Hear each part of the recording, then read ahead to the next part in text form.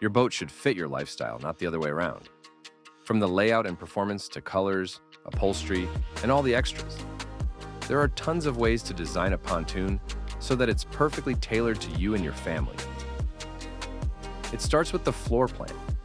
Think about how you'll use the space, how many people you'll seat, where you want the seating, how much open deck you need, and how much storage you want on hand. These details help you pick a layout that works for your family and the way you like to spend time on the water. Performance is just as important. Whether you choose a pontoon or tri-toon, a single or twin engine, or even gas versus electric power, the right setup makes sure your boat handles the way you want it to. Then comes personalization. From upholstery options like cool feel vinyl to exterior colors and RGB lighting packages, there are plenty of ways to put your stamp on your boat and make it feel unique. And don't forget the accessories. Features like the lily pad diving board for swimmers or the doggy drawer for your four-legged friends can make every outing easier, more comfortable, and more fun. There are countless ways to make a Crest pontoon your own. To explore all of the customization options, visit crestpontoonboats.com.